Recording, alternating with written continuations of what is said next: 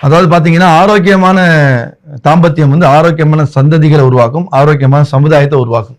வெறும் தாம்பத்தியங்கிறது ஒரு ரூம்குள்ள செய்யறதுனால அது வந்து மறைவான விஷயம், அதை பத்தின நாலேஜ் எல்லாம் தெரிஞ்சுக்க கூடாது சொல்றதெல்லாம் தப்புங்க.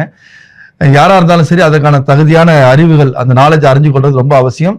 நீங்க தகுதியான ஒரு ஆரோக்கியமான தாம்பத்தியத்தை இல்லை, அதை மட்டும் நீங்க உலகத்துல இருந்து நீக்கிட்டீங்க அப்படின்னு சொன்னா உலக அழிவுக்கே அதாவது ஒரு பெரிய காரணமாக ஆகிறதுக்கான வாய்ப்புகள் இருக்கே அப்படின்னு சொன்னா ஆரோக்கியமான தாம்பத்தியம் மட்டும் நல்ல குடும்ப வாழ்க்கையும், சந்தோஷமான ஒரு குடும்ப வாழ்க்கை, ஆரோக்கியமான குழந்தைகளை உருவாக்குறதா இருக்கட்டும், ஆரோக்கியமான சமுதாயத்தை உருவாக்குறதா இருக்கட்டும், உலக வளர்ச்சிக்கு அதாவது வெறும் வந்து ஏஐ வந்துருச்சு, அந்த கம்ப்யூட்டர் வந்துருச்சு, இந்த டெக்னாலஜி வந்துருச்சு, இது மட்டும் உலகத்தை வளர்க்காது.